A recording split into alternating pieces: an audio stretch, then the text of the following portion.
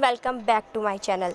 आज हम स्टार्ट करने जा रहे हैं न्यूट्रिशन इन एनिमल्स का पार्ट थर्ड। तो हमने फर्स्ट अपने लेक्चर में इंट्रोडक्शन कंप्लीट कर लिया था इस चैप्टर का। सेकंड लेक्चर में हम different ways of taking food को कंप्लीट कर चुके हैं। ये हमारा थर्ड लेक्चर है जिसमें हम पढ़ने जा रहे हैं digestion in humans. Okay, so let's start it. We take in food through the mouth. हम फूड को किससे लेते हैं? माउथ से ही तो लेते हैं, ऑब्वियसली बात है। किसी को हाथ से खाना खाते हुए तो नहीं देखा होगा ना कि वो हाथ से फूड को अंदर घुसा रहा है। नो, ना कोई पैर से खाता होगा। पैर से खाने का मतलब ये नहीं होता कि पैर से खा नहीं सकता। कई लोग ऐसे होते हैं हैंडीकैप लोग जो पैर से खाना खाते हैं, बट वो डालते तो मुंह में ही है, ऐसा थोड़ी ना हाथ पैर में डालते हूँ। Digest and utilize it. उसके बाद डाइजेशन किस में होता है? स्टमक में डाइजेशन होता है। उसके बाद उसको पूरी तरीके से यूज़ करते हैं, यूटिलाइज़ करते हैं। The unused parts of the food are defecated. Defecated का मतलब होता है उसको बाहर फेंक दिया जाता है। हम सुबह सुबह फ्रेश होने जाते हैं, पॉटी करने जाते हैं, तो हम उसमें क्या करते हैं? अनयूज्ड पार्ट जो होता है, मतलब ऐसा पार्ट जो हमारी बॉडी के काम का नहीं है, फूड में से जो मेन न्यूट्रिएंट्स वगैरह होते हैं उनको निकाल लिया जाता है।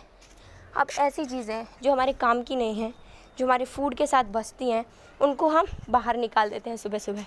Okay, have you ever wondered what happens to the food inside the body? क्या आपने कभी सोचा है कि जो फूड होता है, चलो उसमें से जो वेस्ट पार्ट होता है वो हमारा निकल जाता है, अब जो यूज़फुल पार्ट होता है हमारा, उसका क्या होता है? कभी आपने इस चीज़ के बारे में सोचा है? The food passes through a continuous canal. जो फूड होता है वो पास होता है किससे? एक कंटिन्यूस कैनाल से, मतलब कि एक पूरा पाथवे होता है फूड के ट्रांसफ़र होने का, which begins at the buccal cavity. जो इसकी शुरुआत जो होती है वो कहाँ से होती है? बकल कैविटी से। बकल कैविटी का मतलब ये होता है कि जैसे बकल कैविटी हमारा ओरल माउथ हो गया, माउथ से शुरुआत होती है उसकी, and ends at the anus. और वो ख़त्म कहाँ पर होता है? एनस पर जाके ख़त्म होता है, वो पार्ट जहाँ से आप अपना वेस्ट प्रोडक्ट बाहर निकालते हैं। The canal can be divided into various compartments. जो कैनाल है हम उसको कई कंपार्टमेंट्स में डिवाइड कर सकते हैं। कंपार्टमेंट्स का मतलब हो गया कई पार्ट्स में हम उसको डिवाइड कर सकते हैं। बकल कैविटी हो गया, फूड पाइप हो गया जिसको हम ऑइसोफेगस बोलते हैं, स्टमक हो गया, स्मॉल इंटेस्टाइन हो गया और लार्ज इंटेस्टाइन हो गया। Ending in the rectum. जो एंड होती है कहाँ पर? रेक्टम में। और रेक्टम के बाद कहाँ पर एंड होता है? एनस में एंड होता है हमारा। ये पूरा हमारा पाथवे होता है। ये पूरा हम कह सकते हैं पूरा पाथवे है किसका? डाइजेस्टिव कैनाल का। देखिए, मैं आपको थोड़ा बहुत अगर समझाने की कोशिश करूँ, फर्स्ट पार्ट जो होता है वो कौन सा होता है? हमारा माउथ वाला पार्ट होता है। तो जो माउथ वाला पार्ट है उसको हम पूरे को मिला के क्या बोलते हैं? बकल कैविटी बोलते हैं। बकल कैविटी में चलो हमने मुंह में खाना रख लिया, अब उसके बाद मुंह के बाद खाना कहाँ जाएगा? हमारा नीचे गर्दन की साइड में जाएगा। वो जो गर्दन की साइड नीचे होता है वो क्या होता है? हमारा फूड पाइप होता है, या फिर हम उसको ऑइसोफेगस भी बोल सकते हैं। ऑइसोफेगस के बाद हमारा खाना कहाँ जाता है? पेट में जाता है। पेट में हमारे न्यूट्रिएंट्स वगैरह का जो कुछ भी होता है तो वो हमारा क्या किस में होता है? पेट में तो होता है। उसके बाद खाना कहाँ जाएगा? पेट में जाएगा। पेट के बाद हमारी छोटी आंत और बड़ी आंत के बारे में आपने सुना होगा।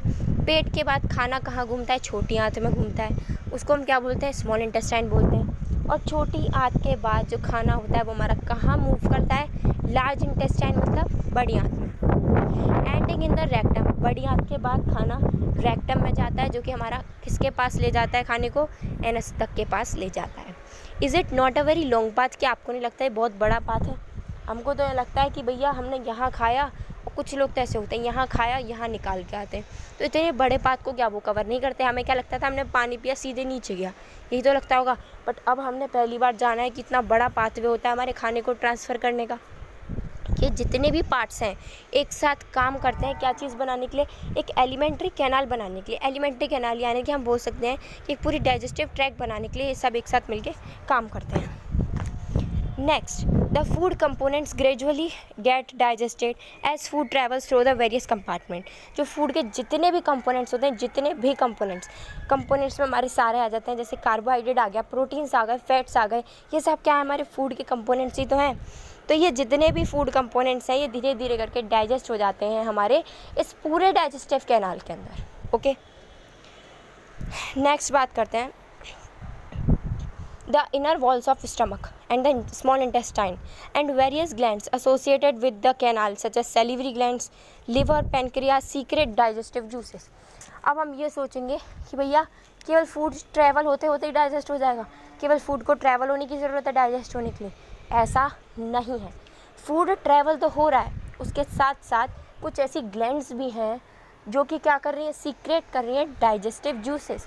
कुछ ऐसी ग्लैंड्स हैं जो हमारे डाइजेस्टिव जूसेस को सीक्रेट करती हैं। जैसे कि हमारी पहली ग्लैंड कौन सी है, सैलिवरी ग्लैंड, नाम दे रखा है इसमें सैलिवरी ग्लैंड। फिर आती है हमारी लीवर, फिर आती है हमारी पेनक्रियास, जो कि किसको रिलीज़ करती हैं, डाइजेस्टिव जूसेस को रिलीज़ करती हैं। The digestive juices convert complex substance of food into simpler ones. मैंने आपको डाइजेशन के टाइम पर समझाया भी था कि हमारा डाइजेशन ही यही होता है कि हम कॉम्प्लेक्स फूड सब्सटेंस को सिंपलर फूड सब्सटेंसेस में तोड़ रहे हैं, ठीक है। तो जो हमारे डाइजेस्टिव जूसेस हैं वो भी यही काम करते हैं, हमारे कॉम्प्लेक्स फूड को सिंपलर वंस में तोड़ने का काम करते हैं, ठीक है। तो जितने भी जो हमारा डाइजेस्टिव ट्रैक्ट होता है पूरा, जिसको कि हम एलिमेंट्री कैनाल भी बोलते हैं, विद एसोसिएटेड ग्लैंड्स, उस पूरे को हम क्या बोलते हैं, डाइजेस्टिव ट्रैक्ट बोलते हैं। क्या बोलते हैं, डाइजेस्टिव सिस्टम बोलते हैं। Now let us know what happens to the food in different parts of the digestive tract. अब हम ये जानते हैं कि आखिर जो ट्रैक्ट में अलग अलग हमारे ऑर्गन्स होते हैं, उन सब में फूड का होता क्या है, तो हम ये जानते हैं। अब आता है हमारा माउथ एंड बकल कैविटी, इसको हम अपनी नेक्स्ट क्लास में कवर करेंगे, क्योंकि ये ह्यूमन डाइजेशन ऐसा टॉपिक है जो आपको धीरे धीरे करना पड़ेगा, तभी आपको अच्छे तरीके से आपके दिमाग में सेट हो पाएगा।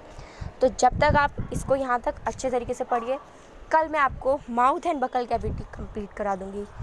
And don't forget to like, share and subscribe my channel and just keep studying. और कोई भी प्रॉब्लम आती है आप मुझसे कमेंट सेक्शन में पूछ सकते हैं। Don't worry about nutrition in plants remaining question answers. मैं कोशिश करूँगी कि कल आपको न्यूट्रिशन इन प्लांट्स के सारे क्वेश्चन आंसर्स प्रोवाइड करा दूँ। Thank you and have a nice day.